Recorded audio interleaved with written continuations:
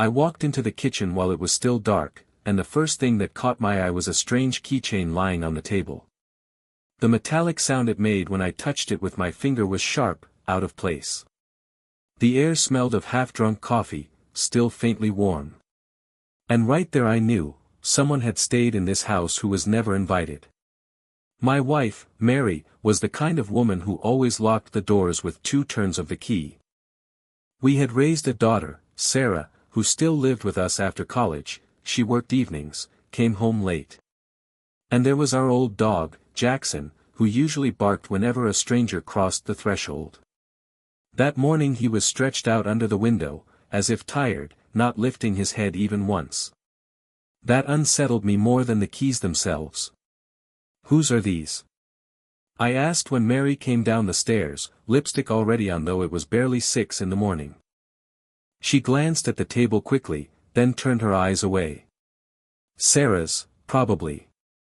She keeps losing hers." But I knew my daughter's keys. Hers were on a red strap. These were plain, silver, heavy. On the keychain were the initials RG. "Here's the mistake I made, the kind you don't get forgiven for." I stayed silent. That evening I decided to watch more carefully. Coming back from the workshop, I purposely didn't turn on the hallway light and heard whispers in the living room. Laughter. Mary never laughed like that, nervous, muted. I stepped in, and the conversation cut off instantly. "Oh, you're home already?" Her voice was too even, almost empty. "Where's Sarah?" "With friends. She said she's staying over tonight." I sat down in the armchair and felt something sticky on the armrest. Looking down, a wine glass, still warm. "Just one." "You drank alone?" I asked, my eyes fixed on the keychain, now hidden under a folded newspaper instead of lying in plain sight. "Yes, alone. I just wanted to relax a little." I heard the phrase after which there was no turning back, alone. The next morning I checked the lock on our front door. It didn't resist the key the way it used to. As if someone had been sliding another key into it, over and over. I had a locksmith friend, called him over with the excuse that my key was sticking. He examined it and said, "Somebody made a duplicate. The wear isn't natural. This isn't just age." That's when I realized who I had underestimated, but I still kept quiet. On the second day Sarah came home late. I was waiting in the kitchen. I set the keys down in front of her. She frowned. "These aren't mine. I've never seen them before." "Your mother says they're yours." "She lied, Dad." Her voice carried no hesitation. And I knew then, only one of them was lying, and it wasn't my daughter. Sarah had always been brutally direct, sometimes too much. "Then why doesn't Jackson bark?" I asked, mostly to myself. "Because he knows him, Dad. Whoever it is, he's here often. Here's the price. And now you'll hear why I paid it myself. In my own house they betrayed not just trust, but silence, even the dog." I slipped the keys into my own pocket. I didn't return them, didn't explain. Mary noticed they were gone from the table, but she said nothing. That was when I decided I wouldn't be asking anymore, I'd be watching. I made the decision that would split our month in 2. On the 3rd day I left the house earlier than usual. Told Mary the first had work piled up, but in truth I circled back, parking my truck down the block where she couldn't see. From there I had a clear view of our front porch. The morning was cool, damp from last night's rain, and the neighborhood was unusually quiet. At 9:15 she stepped outside, dressed sharper than she ever did for errands, hair pinned neatly, perfume I hadn't smelled on her in years. She locked the door quickly and walked away without even looking back. 10 minutes later a dark sedan pulled up. The driver leaned across and opened the passenger door for her. I couldn't see his face, only the shape of his shoulders, broad, too confident. She slid in without hesitation. The car pulled away. I followed. Kept my distance, careful not to be obvious. My hands sweated on the steering wheel. They drove across town, past the shops, past the diner where we used to take Sarah for pancakes when she was little. The sedan finally stopped at a motel near the highway, the kind of place where curtains never open and the parking lot smells of stale cigarettes. She didn't even hesitate. Walked straight in beside him. And I stayed in my truck, staring at the door that had just swallowed them both. I should have taken a picture, should have had proof right then. But I froze. The mistake was thinking I needed more, that somehow the truth wasn't heavy enough on its own. That night, at home, she cooked dinner like nothing had happened. Roasted chicken, garlic filling the kitchen, her humming under her breath. "How was your day?" she asked casually. "Busy," I said, cutting the meat that suddenly tasted dry, hard to swallow. "You seem tired." "Yeah. Work'll do that." I didn't look at her much. If I did, I was afraid she'd see the anger already boiling. On the fourth day I tried another tactic. I asked Sarah if she'd noticed anything. She leaned against the counter, scrolling on her phone. "Mom's been out a lot," she said finally. "Dresses up more than usual." I figured she was just, I don't know, trying something new. "You think she's meeting someone?" Sarah's eyes lifted to mine, sharp, unblinking. "You already know the answer, Dad. Why are you asking me?" That question hit harder than anything else. Why was I dragging my daughter into this? She wasn't supposed to carry the weight of her mother's choices. That was mine alone. But I couldn't help it, the silence was eating me alive. On the fifth day I tried to confront Mary without really confronting her. I came into the living room earlier than usual, found her with her phone tilted away from me. "Who are you texting?" I asked, pretending it was casual. She slipped the phone into her lap. "Just a friend." "Which one?" She smiled, but it didn't reach her eyes. "You don't know him." The word "him" hung in the air. She noticed too late that she'd said it. I watched her face tighten, then soften as if hoping I hadn't caught it. But I had. That evening, lying in bed beside her, I couldn't fall asleep. The ceiling fan whirred above, each turn louder in my head. I thought of the motel, of the way she walked without hesitation, and of the keys I still kept hidden in my drawer. Those keys weren't just evidence anymore. They were my weapon. And yet, here's the cruel part, I still hadn't decided how to use them. The next morning, before the sun rose, I told myself one thing: I wouldn't make the mistake of silence again. By then I understood, my first move had to be bold. I had one chance to flip the game before it consumed the whole house. A week had passed since I first saw the motel. 7 days of pretending life was normal, of dinners around the same table, of Sarah asking if everything was fine and me saying yes. But the silence between Mary and me had grown heavy, like a storm waiting for thunder. By the second week, I couldn't keep circling forever. I needed direction. Revenge wasn't a word I said out loud, but it lived in me, steady, unshakable. On Monday I took the keys from the drawer and studied them again. Cold metal, initials RG. I turned them over in my palm, wondering which doors they opened. Not just his car, no, these were house keys. Office keys, maybe. A life laid out somewhere, and I was holding the duplicate. That same night, I told Sarah I'd be gone for a few hours. She didn't ask questions. She was learning to live with the tension. Mary said nothing either, just kept staring at the TV like it mattered. I drove out, back to that motel. Waited. 2 hours passed, and then I saw it, the same dark sedan pulling in. Mary stepped out, brushed her hair back, looked around quickly, and disappeared inside with him. I stayed until they shut the door.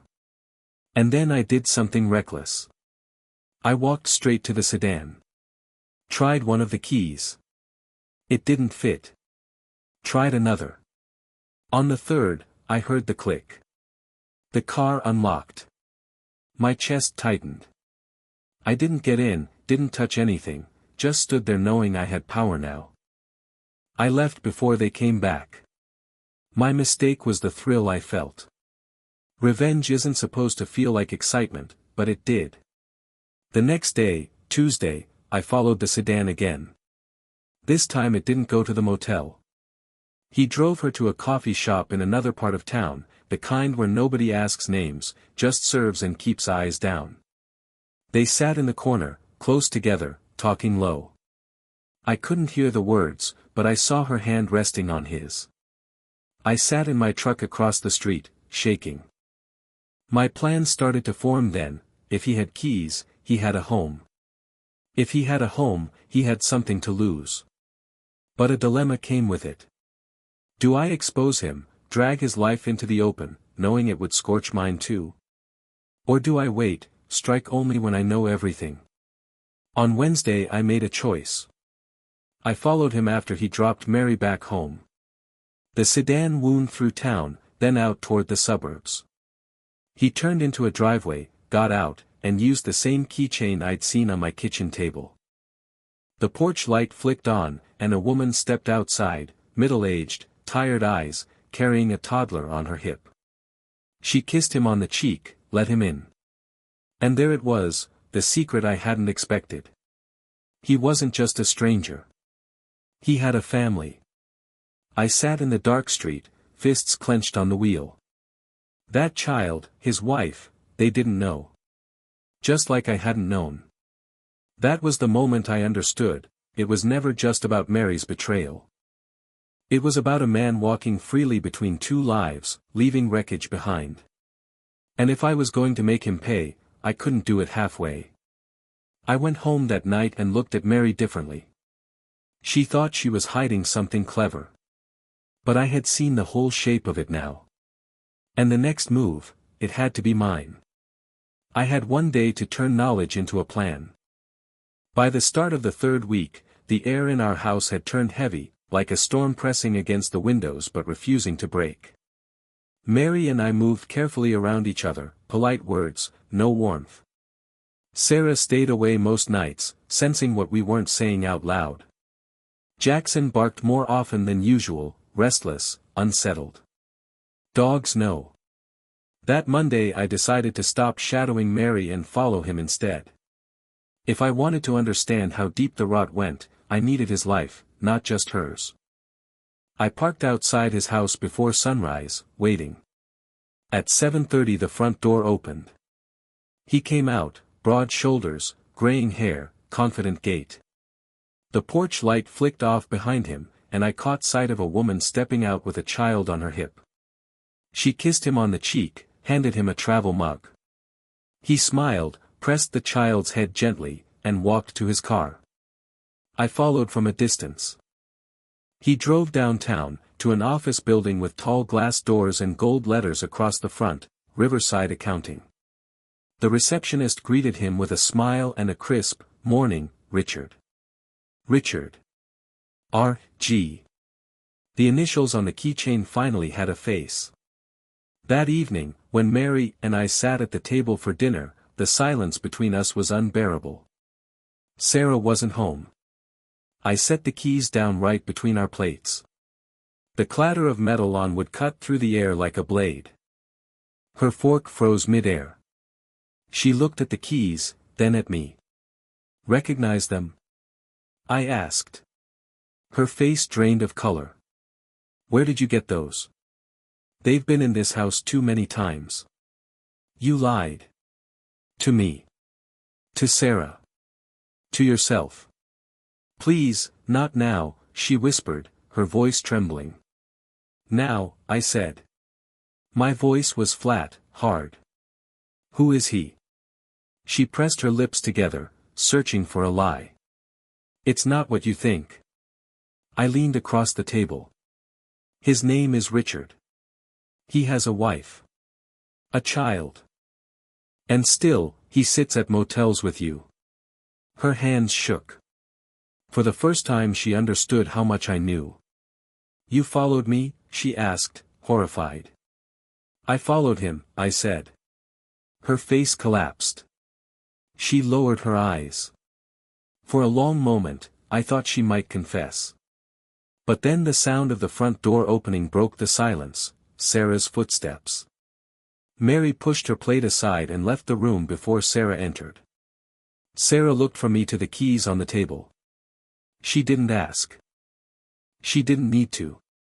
That night, in bed, Mary lay turned away from me, her breathing shallow, uneven. I stared at the ceiling, the fan clicking with every rotation. I had forced her silence into the open, but I hadn't broken her yet. On Tuesday the phone rang at work. The voice was steady, polite almost. "You have something that belongs to me." "Richard." "What's that?" I asked. "My keys." "You've been carrying them." I didn't answer right away. My grip on the receiver tightened until my knuckles ached. "What makes you think I've got them?" "Because I know where they went missing," he said coldly. "And I know who had the chance to take them. We should talk. Just you and me." I let the silence stretch. Then I said, "You picked the wrong house, Richard." And I hung up. That night I told Sarah to stay at a friend's place for a while. She didn't argue. She just hugged me longer than usual before leaving. That told me everything. She already knew the truth was about to break wide open. By Wednesday I realized the keys weren't just proof anymore. They were leverage. With them, I didn't just know about Richard. I owned a piece of him. Mary thought the worst thing was that I had found out about the affair. She was wrong. The worst thing was that I knew where Richard lived, who he lived with, and that I had the keys to his life in my pocket. And once a man holds that kind of power, there's no putting it back. That week I stopped asking myself whether to act. The only question left was how. By Thursday the weight of silence had turned into something unbearable. Mary no longer looked me in the eye. Sarah stayed away most evenings, and when she was home, she kept to her room. Even Jackson, the old dog, seemed restless, pacing the halls like he felt the storm that hadn't yet broken. That night I drove out to Richard's neighborhood. I parked a few houses down, engine off, lights dim. His street was quiet, the kind of suburban stillness where every sound carries, sprinklers ticking, crickets in the grass, a television glow behind curtains. His house sat in the middle, tidy yard, car in the driveway. A picture of normal life, one he didn't deserve. I walked toward it slowly, the keys clinking in my pocket. My pulse hammered in my ears. I didn't come to rob or destroy. I came to prove something, to myself and to him. The third key slid into his front lock as if it belonged there. For a moment I stood frozen, hand gripping the knob. I could hear voices inside, faint, indistinct, a woman talking softly, a child's laugh bubbling up. That sound made my chest tighten. He wasn't just cheating on me, on my family, he was cheating on his own. I pulled the key out without turning it. I couldn't bring myself to cross that threshold. Not tonight. But I wasn't leaving without leaving my mark. I walked around the side of the house. His car sat in the driveway, shining faint under the street lamp. I bent down, slipped another key into the driver's side lock, and clicked it open.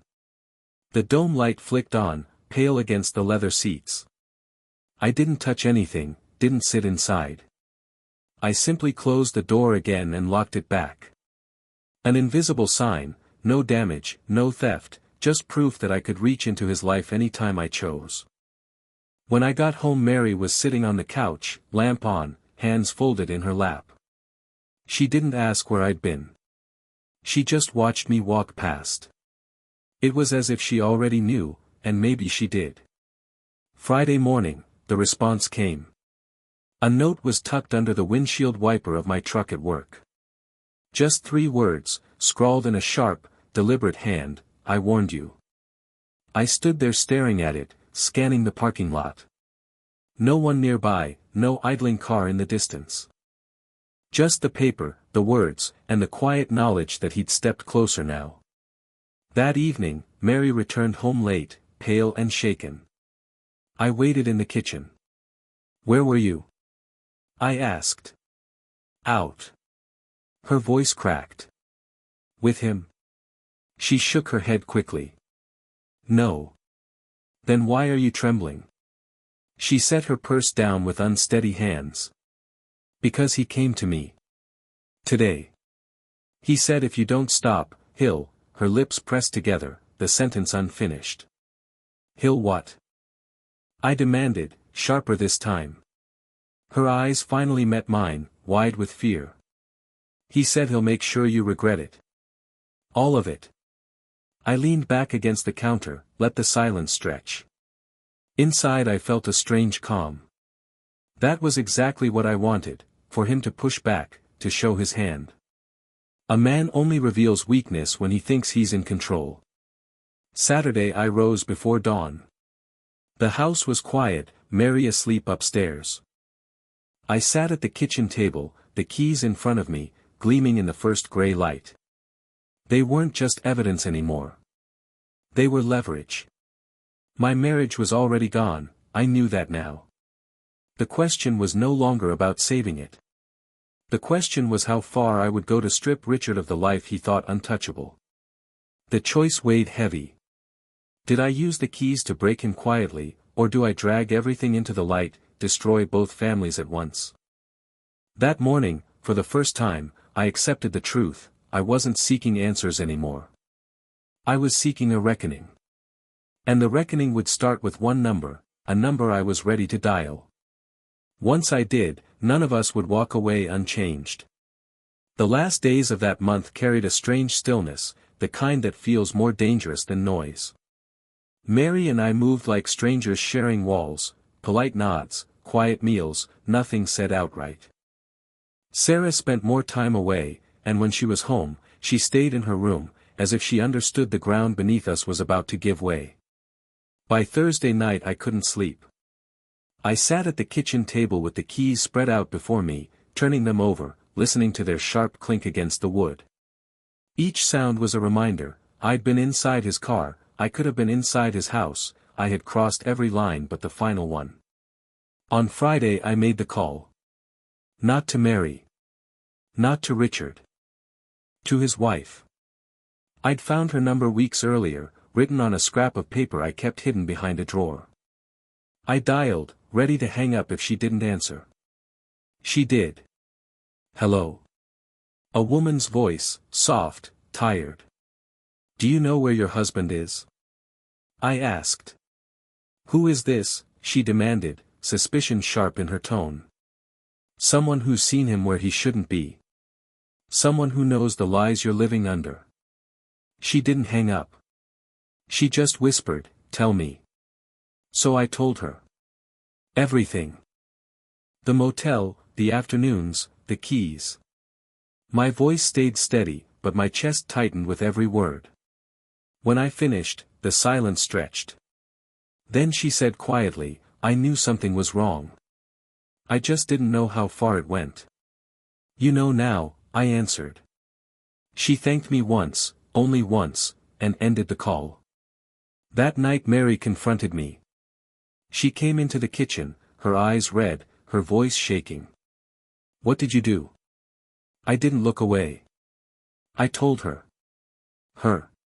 His wife. She deserved the truth more than I did. Her lips parted, but no sound came. She pressed a hand against the counter as if to steady herself.